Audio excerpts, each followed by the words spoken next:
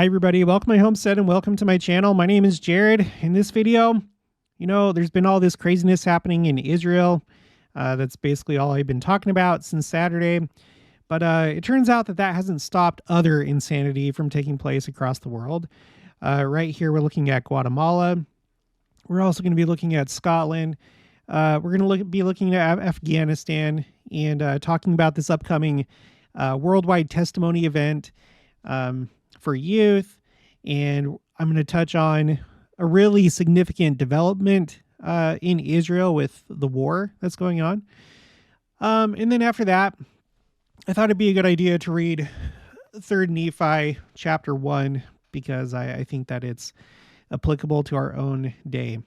So we are going to do just a couple updates on what else has been going on in the world other than the Hamas war. I don't know what this war is even going to be called when it's all said and done because it's going to depend on who participates. So far, it's mostly just been Hamas and then, some lone wolves and other people, but we're still kind of waiting to see if Hezbollah joins in with their full force and then other groups as well. So I don't know. I don't know what to call it right now. On my second coming timeline, I just have it down as Hamas war, but it'll probably change in the future. So before we get into this, I also have updates on the Flood the Earth challenge. We have hit 7,000 since the last time that I updated this. And I'm sorry that I haven't been more up to date with this. I've just been busy with so much else. But I got it updated today. We're at 7,080 copies of the Book of Mormon that have been shared, which is truly incredible. I like so many other things. I would like to know how far this is going to go, how this is going to turn out, but I'm astounded that it's already at 7,000 and we're at least trying to get to 10,000, but I don't know. I think just given enough time, who knows how far this could go. So good job, everybody. That means that we've hit the next milestone, which every 500 I highlight with this blue color. So the last time that we hit the last 500 was on September 11th of this year. And before that, you had to go all the way back to June 16th. So there have been a lot of people sharing the Book of Mormon recently. And not only that, but I'm happy to announce that we have now 82 people that have met with the missionaries. So for the month of for the month of October, we already have 4 reports of people meeting with the missionaries, which is really good. So we are going places. If you haven't joined yet, consider doing so. Share a copy of the Book of Mormon, whether it's a hard copy or a digital copy. You can share digital copies via the Gospel Library app. There's a button there that you can click on to share the Book of Mormon app. Let me know in the comments. Send me an email. Make sure to include #flood. And please keep the message short and basically just limited to what you're reporting to help me when I'm updating this. Okay, so let's go ahead and let's look at these videos. We'll take it one disaster at a time. So this is in Guatemala, and as you can see, there's crazy flash flooding in an urban area. Much like what we saw a lot of last month in September. Last month was like the month of flooding. Here's another video. Okay, floods. Let's see, this one is from Shadab Javed. Heavy downpours have caused flooding in National Hospital in Mazatenango, Guatemala. So this is horrible. This is another scene that we see a lot of water that enters into these buildings. Places where water should not be. From Atul Awasthi, Corintada takes everything in its path in the sector of the old terminal and center of Mazatenango. Mazatenango, yeah. All right. Health center in Mazatenango. I don't know. I'm assuming this may be the same one that we were looking at before. Looks like somebody's office is flooding, so that is horrible. Okay, and instead of just relying on videos, I always make sure that this seems to be an actual event or it's actually from that location and not somewhere else. And it does indeed seem that it is from there. At least 6 people are dead and 12 missing after flash flood in Guatemala sweeps homes into a river. Okay. I don't have anything else to really share from this, but yeah, Monday, sweeping several humble homes into a river. So yeah, so that happened. Let's take a look at Google Earth. Guatemala is right there. Now, for some reason, I don't know why this is being shared right now. I haven't seen anything recently for this, but what I did come up with was the date for this event was the 25th of September.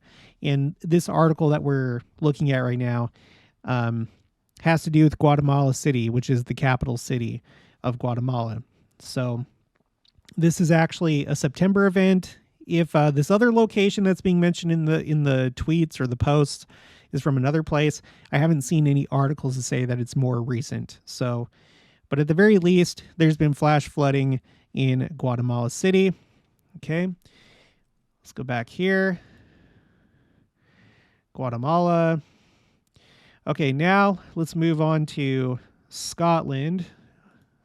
I mentioned that in a recent video that I was seeing video of flooding in Scotland. And those things in the river, those are hay bales. These are those large, round hay bales that you typically see in farm fields, like the one that I have in my pasture. These are big and they are heavy. And there they are, hundreds of them, it seems, floating away into the ocean. Right, this is in Aberfoyle. I don't know how that's pronounced. Now, this event was taking place the same day that the war started, on Saturday, the 7th of October. More of the hay bales. This may be the same video. Let's move on. There you go. A road turned into a raging river. A railroad turned into a raging river. I think this is like a commuter train. I don't think that this is light rail, but I don't know. It has like those power lines above it. So maybe it is light rail. I don't know. Whatever. It says nonstop rains lead to flooding in Scotland. This railway line has become a canal. It sure has. Okay. RRN UK, severe flooding in Cadger's Brae in Grangemouth, Scotland today. If you're watching this, are you from Scotland or have you visited Scotland before? Let me know in the comments below, and let me know if you recognize any of these places like Grangemouth. Tesco's Park in Oban, Scotland. Do you guys know Oban? Anyone from there? Here we go. We got the guy whipping out the old canoe to, the silver lining of these situations is you can have a little bit of fun, I guess. As there's destruction all around, you can still enjoy yourself. Spot the submerged car and welcome to the future norm for getting around. Oh, I see it. It's right there. It's right here at the top left.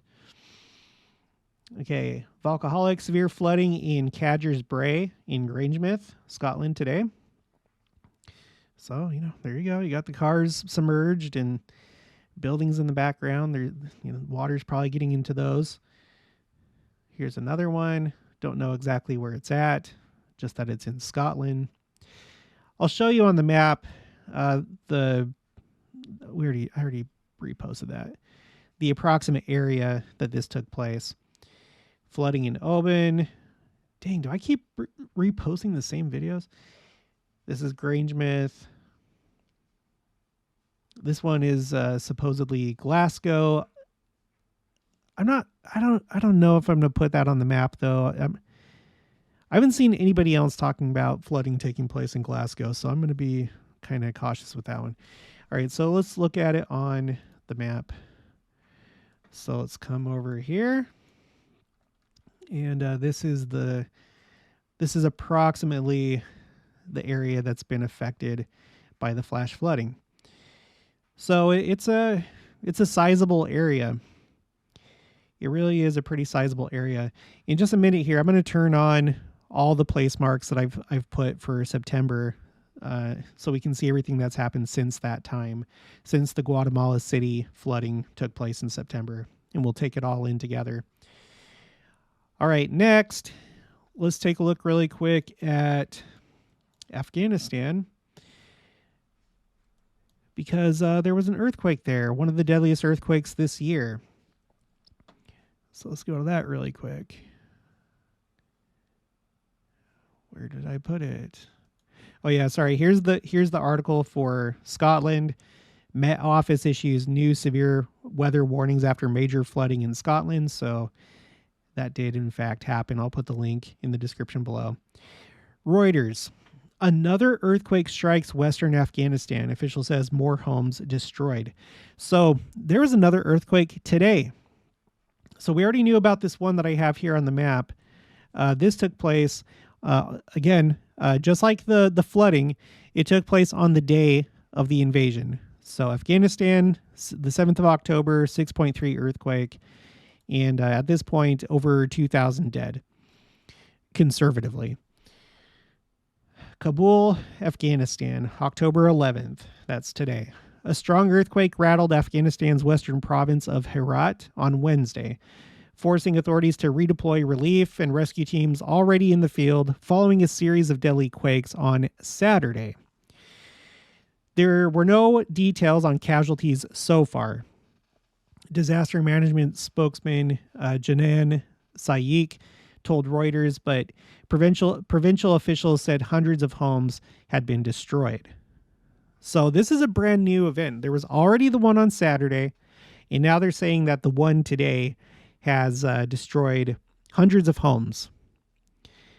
And I'm thinking that if homes were destroyed, there's probably at least some casualties that go along with that. I think it's very unlikely that you'd have hundreds of homes destroyed but no casualties, but we'll have to see. The office of Herat's governor said some areas had suffered, quote unquote, huge losses without giving details. So that doesn't sound good. Okay, now Saturday, so that was for today's earthquake, and then it continues. Saturday's tremors killed at least 2,400 people and injured more than 2,000. The Taliban-run government said, making the quakes one of the deadliest in the world so far this year. So let's take a look at that really quick. We're just going to use Wikipedia's 2023 earthquakes page. So again, the deadliest earthquake this year was in Turkey. This was the same earthquake that split that Mount of Olives in Turkey, which I would take that as a very serious sign. I always say that. So that was the deadliest one.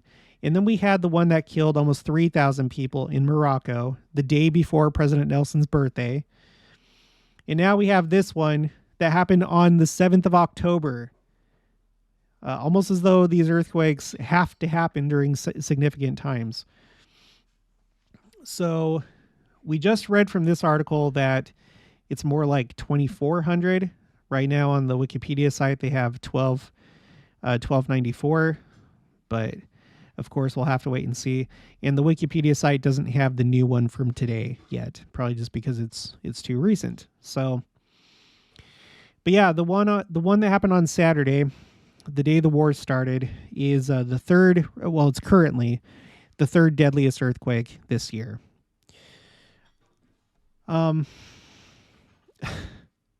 This is just, I don't know.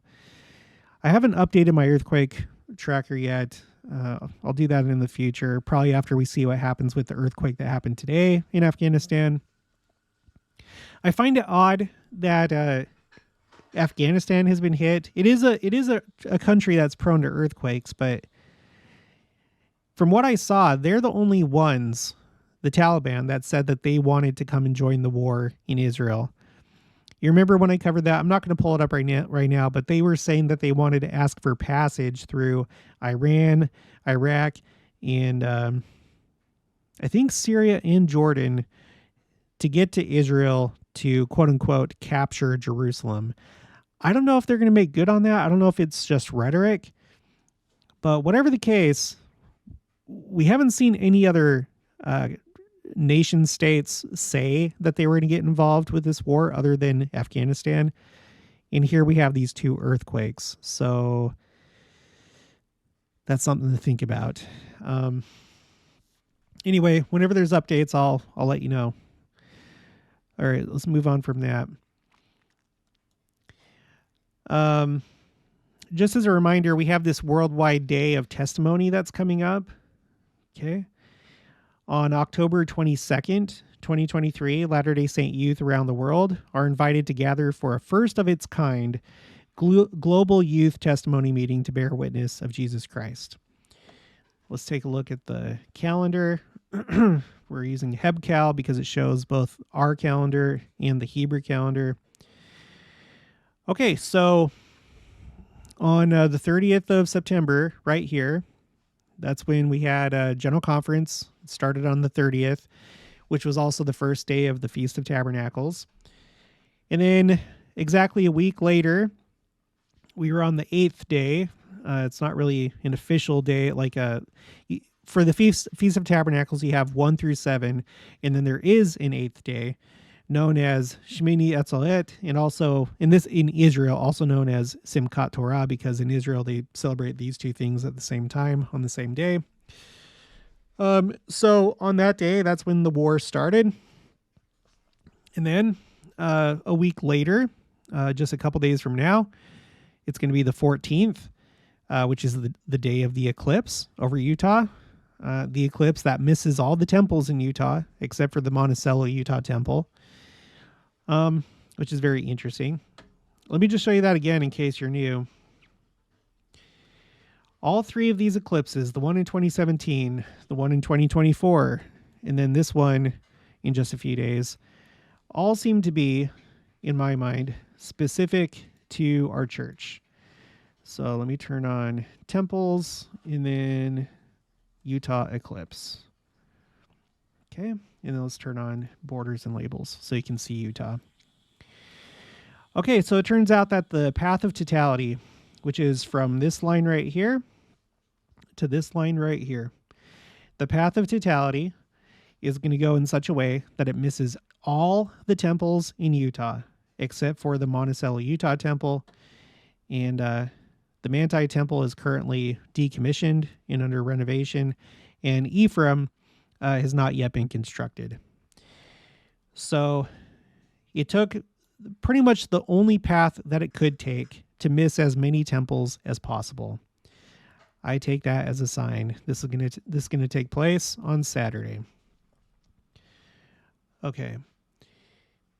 So anyway, and then on the 22nd, so a week and a day after the eclipse, on the 22nd, that's going to be the day that we do this worldwide youth testimony meeting. Church President Russell M. Nelson, Young Women General President Emily Bell Freeman, and Young Men General President Stephen J. Lund will participate in this meeting by sharing their testimonies in a short, pre-recorded message to be used in the meeting. This event is not a centralized broadcast. Youth and leaders are encouraged to gather at 7. Interesting time. You know, of course, a lot of things take place at 7, but they chose 7 local time, wherever you live, on Sunday, October 22nd, to view the message and then share testimonies with one another. I didn't see this. Is the message up?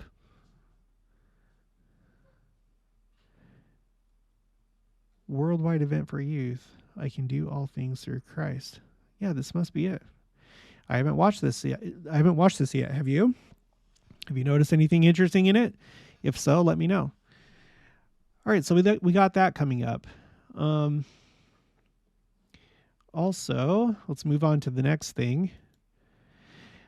I have an update from Michael D. Young about the Tabernacle Choir song that came out. That's what was it called? I already forgot. But basically, well, it was called Hosanna, and it was set to that music, to that popular wedding march. I can't remember what it's called.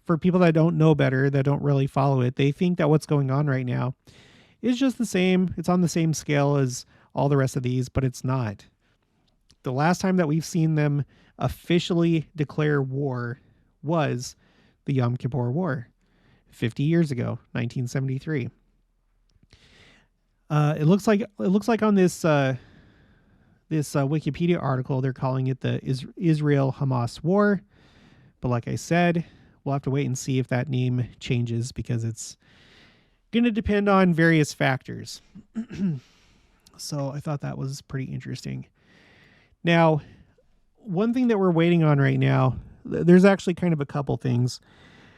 We're wondering what's the next big move. Because I think it's kind of silly to say that this is probably it, that it's over, that's all that there was to it, was what happened on Saturday and some of the stuff that's happened the days after.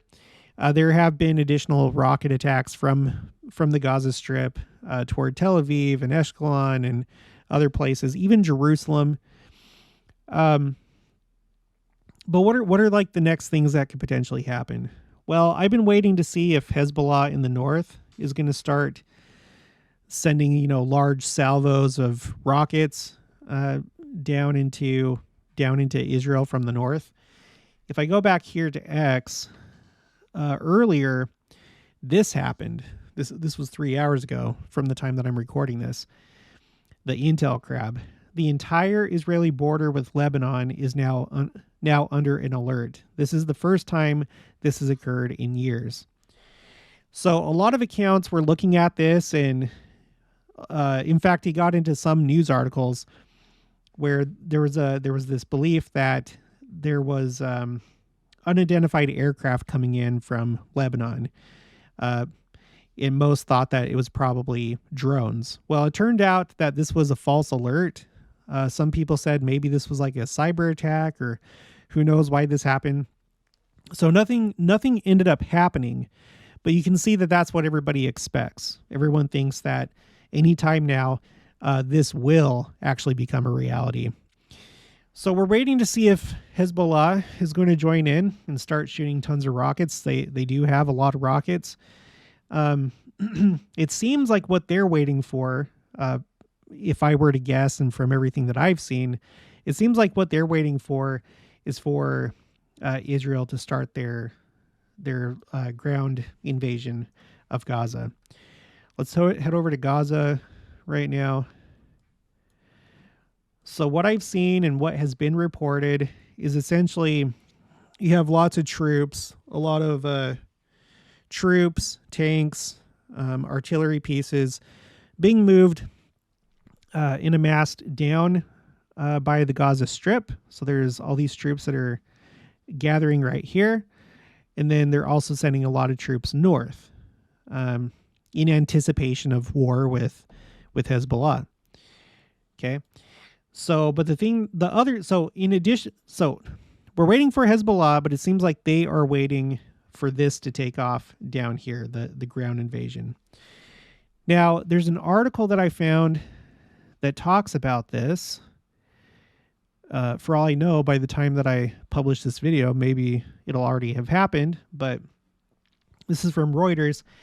After Hamas attack, Israeli retaliation tactics raise Gaza invasion fears.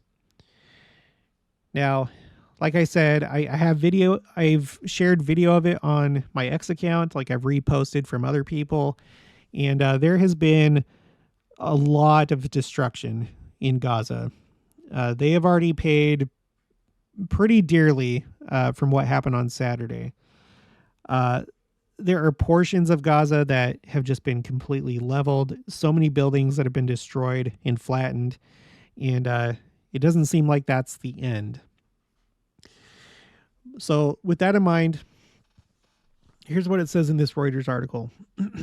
Israel's military has rallied after an initial chaotic scramble to halt an assault by Palestinian Islamist group Hamas, and it's retaliating with airstrikes on roads, buildings, and other sites in Gaza, while sending huge reinforcements towards the enclave.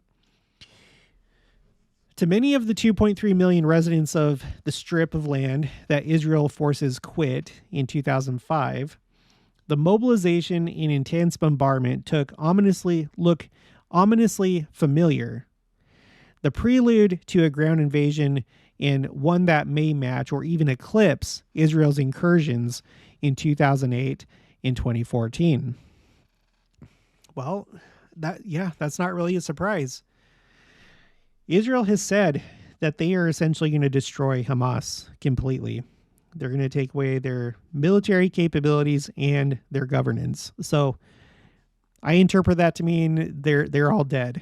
They're all dead, or they're going to be in prison for a long time. So in order to do that, and because that was not the aim back in 2008 and 2014, I think it is going to eclipse what happened in those years, because this is completely different. That wasn't the goal in 2008 and 2014. One Israeli security source told Reuters a ground offensive now looked inevitable. Quote, "People feared the bombardment of the border area was a tactic to create scorched earth before tanks advance," said Yamin Hamad, a father of 4 who fled with his family and others from Beit Hanon near Gaza's north border, where blast craters have made roads impassable and buildings nearby have turned into rubble. Israeli security sources said it took more than 48 hours to restore military cohesion, halt infiltrations, and clear Hamas fighters from towns they stormed on Saturday in an operation that caught the Middle East's most powerful army off guard. So what's been going on, just so you can kind of visualize it. So on Saturday, you had a bunch of people come through the border fence and on paragliders into these towns that are near the Gaza Strip. And they indiscriminately killed whoever they saw. It didn't matter, if it was man, woman, child, baby, elderly, it did not matter. Everybody was killed. And then they chose some to capture, abduct, and bring back into Gaza.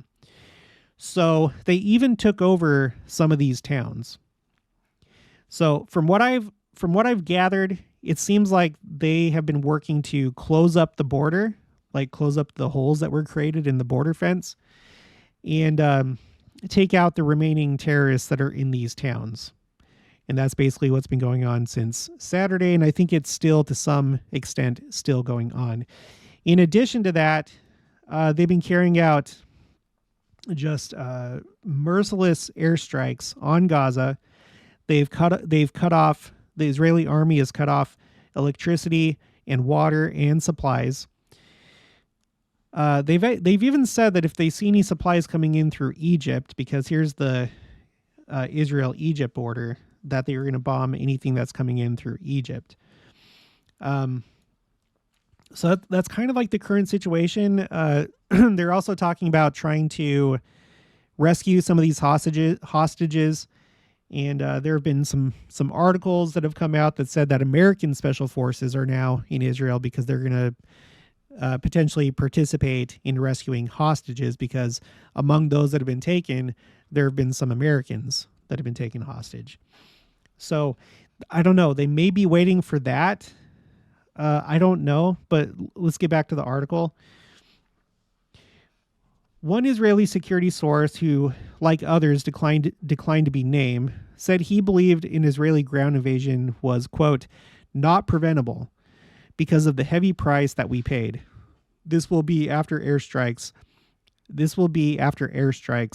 by the Air Force, end quote. And that is definitely been going on. You can see my Twitter or just search on Twitter. Be careful, though, because it will bring up disturbing images. The source said the objective was, quote, softening the other side, and within this, causing people to flee built-up areas.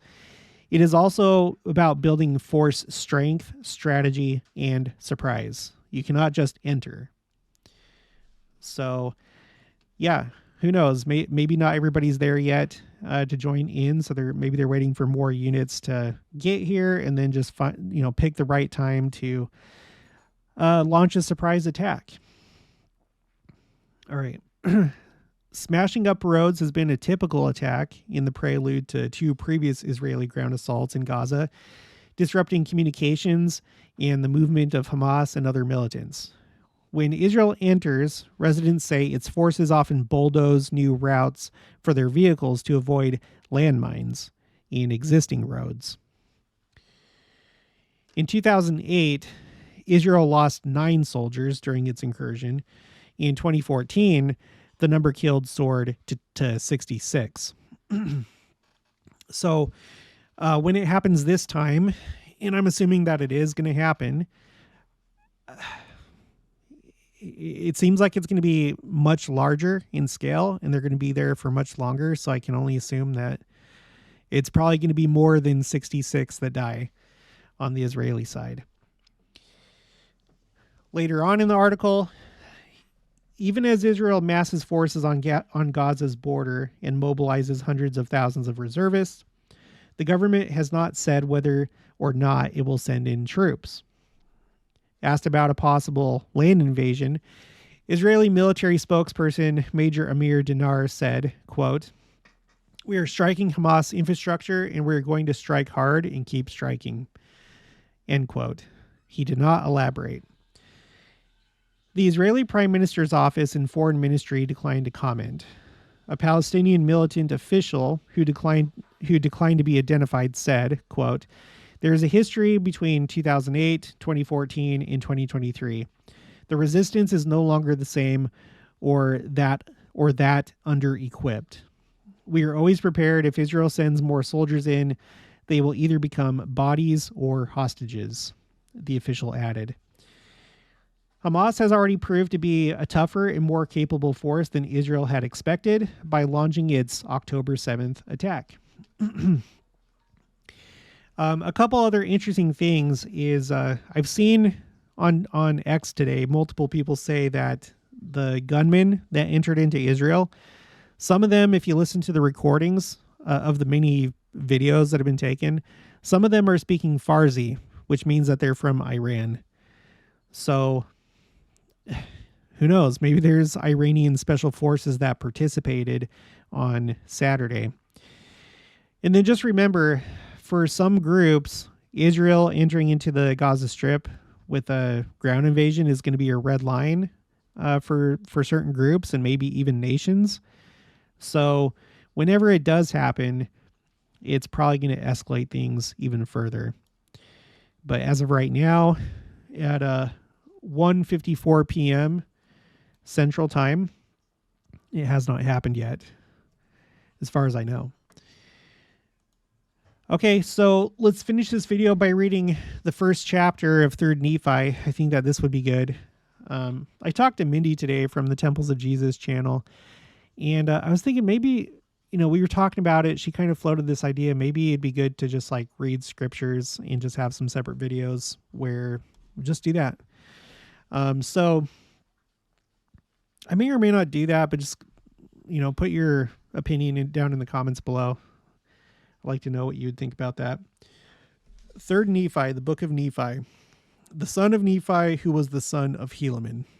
And Helaman was the son of Helaman, who was the son of Alma, who was the son of Alma, being a descendant of Nephi, who was the son of Lehi, who came out of Jerusalem in the 1st year of the reign of Zedekiah, the king of Judah. All right, so it goes Alma, Alma, Helaman, Helaman, Nephi, Nephi. I'd appreciate your insights if you've ever heard anything about why that may be, if there's any kind of like spiritual insight, but I think that's kind of interesting. Okay, verse 1.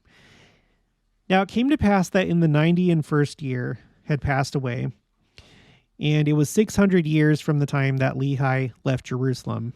And it was in the year that Laconius was the chief judge and the governor over the land. And Nephi, the son of Helaman, had departed out of the land of Zarahemla, giving charge to his son Nephi, who was the eldest son, concerning the plates of brass, in all the records which had been kept, in all those things which had been kept sacred from the departure of Lehi out of Jerusalem. Then he departed out of the land, and whither he went no man knoweth. And his son Nephi did keep the records in his stead, yea, the record of this people. And it came to pass that in the commencement of the 92nd year, behold, the prophecies of the prophets began to be fulfilled more fully. For there began to be greater signs and greater miracles wrought among the people. Now, remember, this is before Christ was born, so they were looking for the signs of his birth, which I think that we could also apply to our own time in his second coming. According to the chapter heading, this is about 1 AD, between the year 1 and 4 AD. All right. And again, this sounds like our own time as we think about all these things that are taking place, things that have happened that are crazier than any time before. And they are, because there are record-breaking events. You think about the fires, you think about the flash flooding, you think about the wars, you think about our country. Well, those of you that are Americans like me, you think about the United States and how it seems to be very, very broken. I haven't done a very good job at keeping on top of, these political events. And I think I just need to just do it at some point. It's not my favorite subject, but there's been very serious things. There's very serious signs all over the place, not the least of which is this war in Israel. Oh, and by the way, I said that we were going to look at Google Earth really quick. So let me turn, let's turn borders and labels off, turn off temples, Utah eclipse. Let's go to events, and let's turn on all of September and October. Okay, so this is what the last month and a third has looked like. There's been crazy flash flooding all over the world. There have been major events all over the world.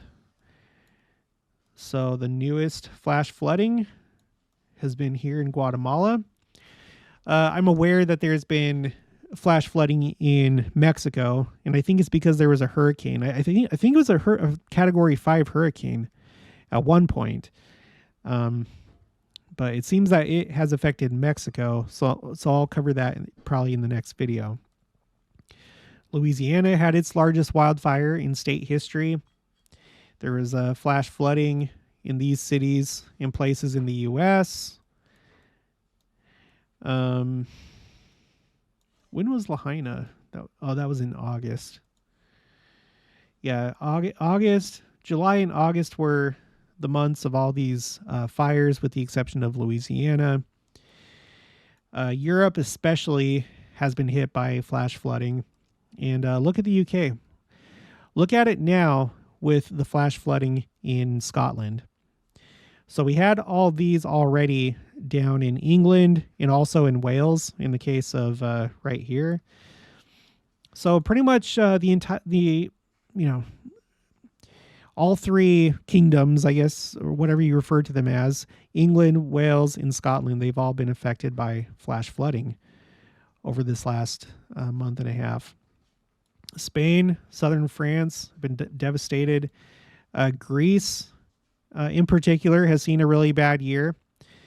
And then we've been looking at North Africa with the Moroccan earthquake, and Tunisia and Libya. And even the Gaza Strip, interestingly, the Gaza Strip saw flash flooding from the remnants of Storm Daniel. And we did a video about that because that was unusual.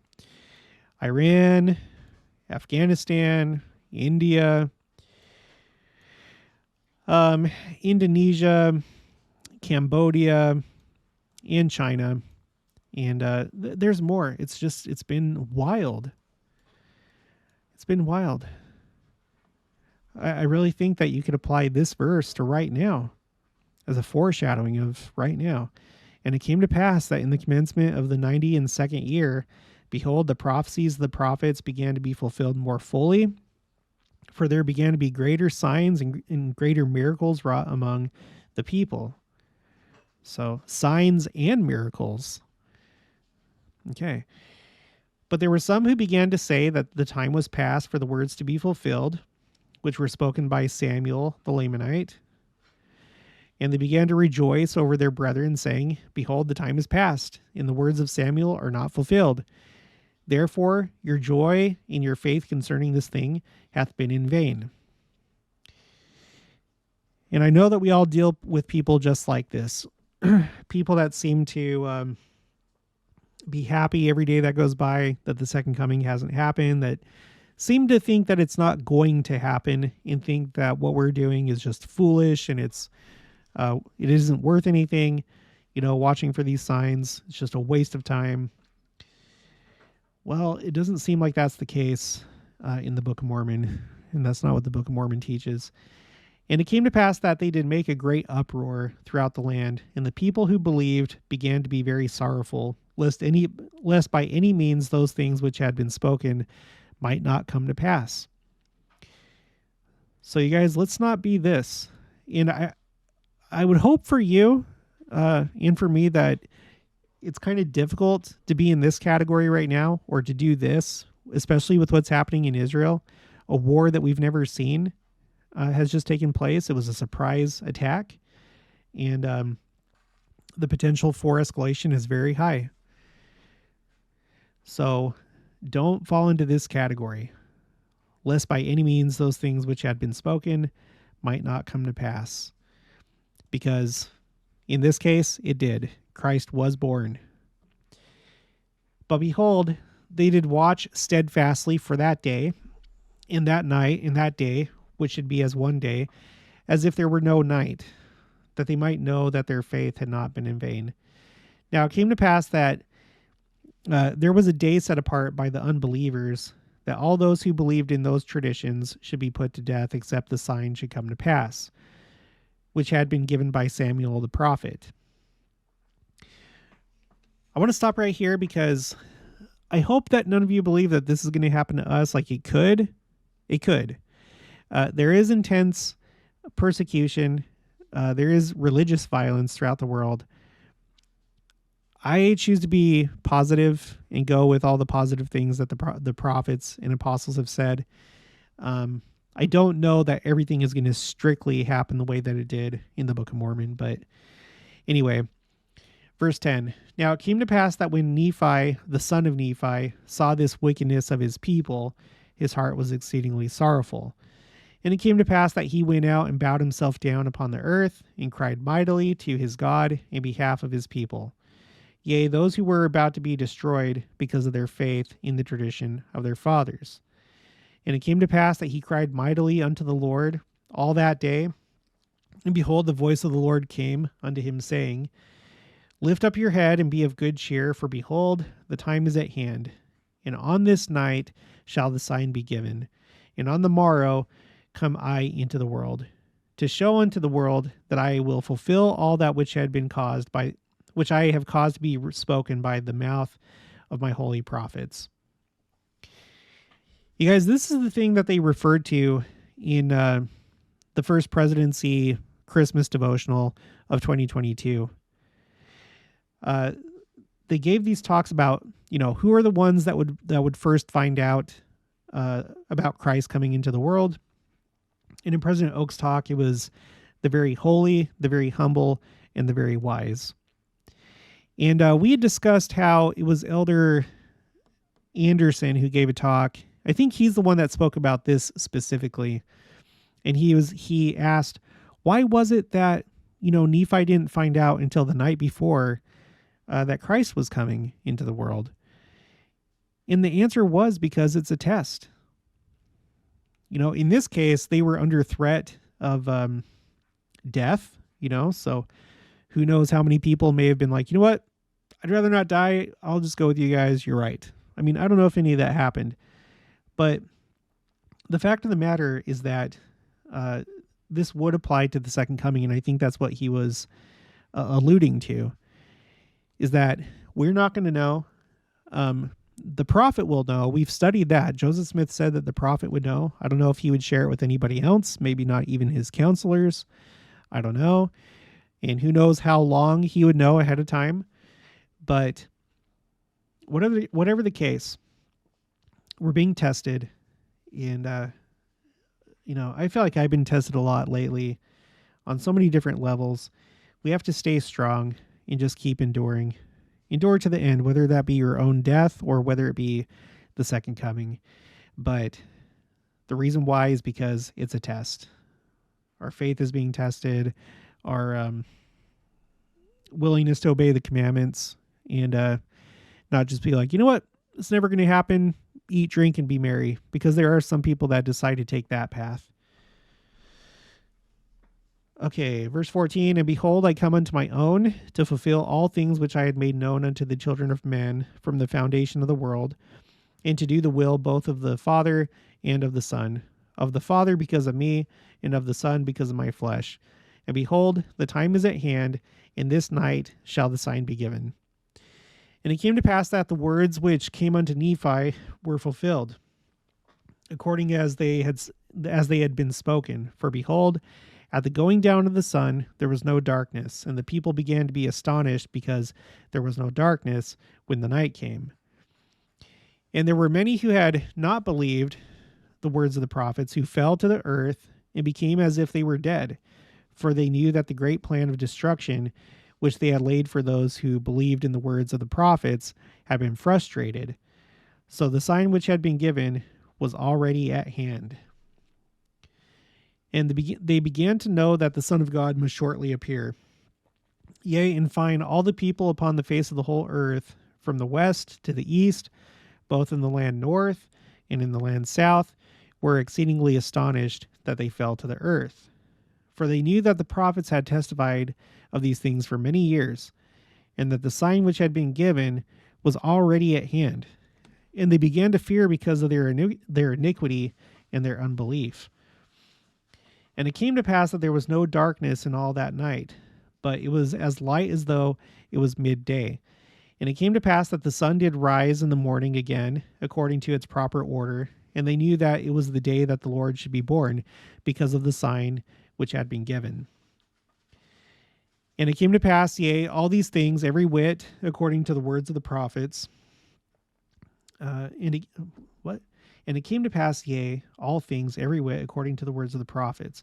And it came to pass also that a new star did appear according to the word. And it came to pass that from this time forth there began to be lyings sent forth among the people by Satan to harden their hearts, to the intent that they might not believe in those signs and wonders which had been seen. But notwithstanding these lyings and deceivings, the more part of the people did believe and were converted unto the Lord. And I have to wonder about this, because if we were to use this as a foreshadowing of the second coming and then the early part of the millennium, I really think that Satan is doing his work right now to, since he's going to be bound during the millennium, to cause as much doubt as he can for those that do move into the millennium, for them to doubt maybe that this is the Christ, even though he'll actually be there and he'll perform mighty miracles. We know that there's still going to be different religions, including Islam. That's been specifically mentioned in these quotes by Brigham Young, Joseph Fielding Smith. So when Christ comes, it's not going to just be like everybody drops their beliefs and joins the church, although many will. And the Jews, or at least the better part of the Jews, it seems that they will. But I have to wonder if this part might be a foreshadowing of the millennium, that most people, when they see these signs and wonders, like when they see Christ in his second coming, that they will believe. The more part of the people did believe and were converted unto the Lord. But in this verse, not everybody. And it came to pass that Nephi went forth among the people, and also many others, baptizing unto repentance, in the which there was a great remission of sins. And thus the people began again to have peace in the land. and there were no contentions, save it were a few that began to preach, endeavoring to prove that the scriptures that proved by the scriptures that it was no more expedient to observe the law of Moses. Now, in this thing they did err, having not understood the scriptures. And it came to pass that, not only that, but not listening to the prophet. Again, this attitude of taking the scriptures, interpreting it for yourself, and then preaching your own understanding of the scriptures. It needs to come through the prophet. But it came to pass that they soon became converted and were convinced of the error which they were in, for it was made known unto them that the law was not yet fulfilled, and that it must be fulfilled in every whit. Yea, the word had come unto them that it must be fulfilled. Yea, that one jot or tittle should not pass away till it should all be fulfilled. Therefore, in the same year they were brought to a knowledge of their error, and did confess their faults. And thus the 92nd year did pass away, bringing glad tidings unto the people because of the signs which did come to pass according to the words of the prophecy of all the holy prophets. And it came to pass that the 93rd year did also pass away in peace, save it were for the Gadianton robbers who dwelt upon the mountains, who did infest the land, for so strong were their holds in their secret places that the people could not overpower them. Therefore they did commit many murders, and did do much slaughter among the people. Now that's interesting. That's in the 93rd year. Right now we're in the year 2023, and you have these people, reminiscent in some ways of the Gadianton robbers in Gaza, who have been doing these horrible things. They've been slaughtering people. And it came to pass that in the 94th year, they began to increase in a great degree, because there were many dissenters of the Nephites who did flee unto them, which did cause much sorrow unto those Nephites who did remain in the land. And there was also a cause of much sorrow among the Lamanites, for behold, they had many children who did grow up and began to wax strong in years, and they became for themselves, and were led away by some who were Zoramites, by their lyings and their flattering words, to join those Gadianton robbers. And thus were the Lamanites afflicted also, and began to decrease as to their faith and righteousness because of the wickedness of the rising generation. And there's that phrase, rising generation. That's been a really important phrase lately in the church. I'll show you what I mean really quick, and then we'll end. So if you go to my timeline phrase, let's look up rising generation. This is a timeline for all these different words and phrases. And it's a tally of the number of general conference talks that include these words and phrases. So in 2023, there were 4 talks that included the phrase rising generation. And you can see in 2006, that's when it really starts to become a very frequent thing. Whereas when you go before 2006, you don't see it a whole lot. It only comes up from time to time, but it's pretty scattered, and there's a lot of white space on my spreadsheet. It's not until you get to 2006 that rising generation is mentioned every single year, and pretty frequently, especially in the year 2010. But anyway, I actually have a playlist called Rising Generation, so I would encourage you to watch that because it's fascinating. We go into all these different quotes about specific generations, and it's very encouraging. All right, well, that's going to be it for this one. If you haven't already, please make sure to subscribe, like this video if you liked it, leave your thoughts and opinions down in the comments below. Also, make sure to share it, and I'll talk to you guys later.